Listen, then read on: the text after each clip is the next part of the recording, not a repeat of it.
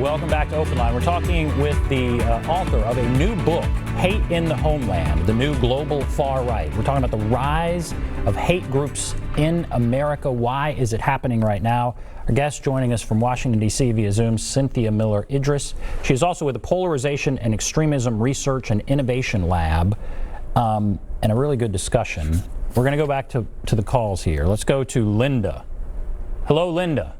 Hello. Thank you for taking my call. Go right ahead. Yes.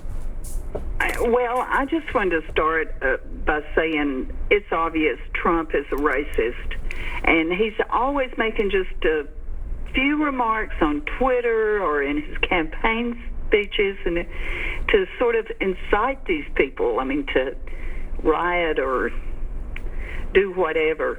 But whether, he's always criticized Muslims and Mexicans and blacks and all this. But I've never known a president to be like that or to make remarks like that.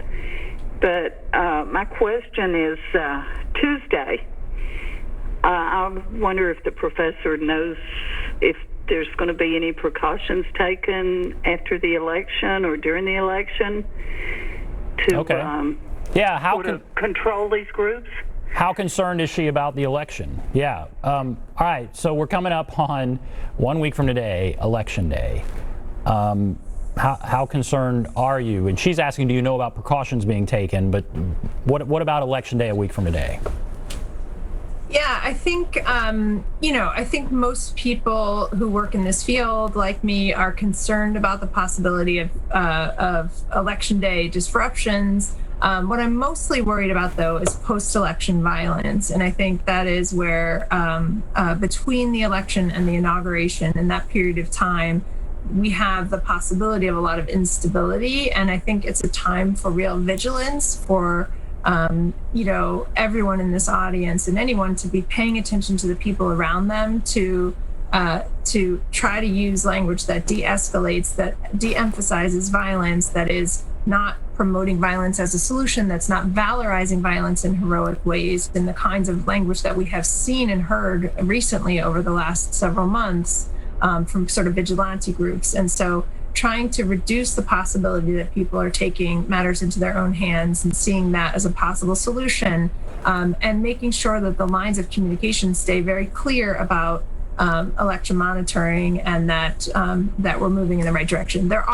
I know there's actually some groups now engaged in election monitoring and peaceful coalition building and coexistence who typically work overseas in conflict zones, who have pivoted now over the coming months to work in the U.S. To help basically the same way that they might help in the Congo in a post-election situation, or in places that have had really difficult post-election conflict. There are now groups here who have pivoted to work, moving from the international to the domestic situation. So I know there is a lot of organization and effort going on to think about keeping communities safe, and I'm hopeful that we won't actually see it. There's not credible chatter right now about things being planned that I'm aware of. I think it's more a tinderbox concern that people have about the potential for spontaneous violence if people pour into the street. And so regardless of what the outcome is that we have right now lots of disparate groups who have disparate aims, as we've seen all summer long in a summer of heated protests. And so she pointed the finger. She pointed the finger right at President Trump, and we've had a few callers say that.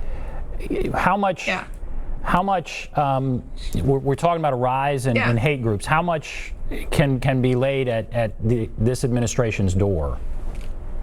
I think it's really important to call out the president's words for what they are and this administration's rhetoric, especially when it has been racist and incendiary, anti-immigrant, anti-Muslim. We have heard language that is, there is no doubt, has contributed to the rise of a sense of perceived legitimacy of these groups and a mainstreaming and normalization of the ideas.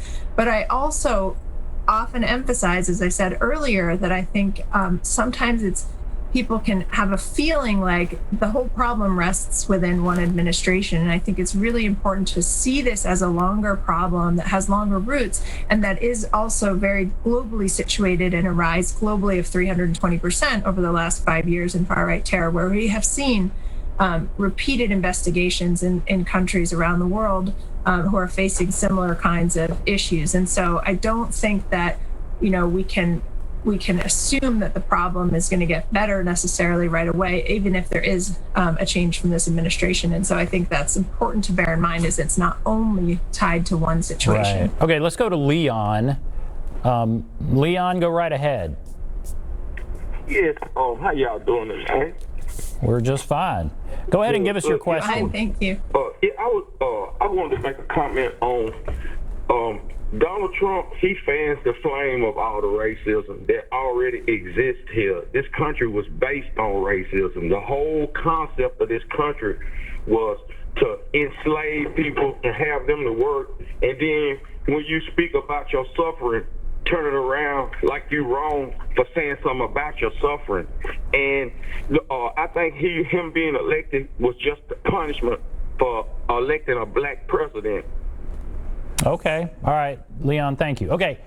We've talked a little bit about that. We have to take a break. We can come back and talk a little bit more about that. We'll take a break. Be back right after this.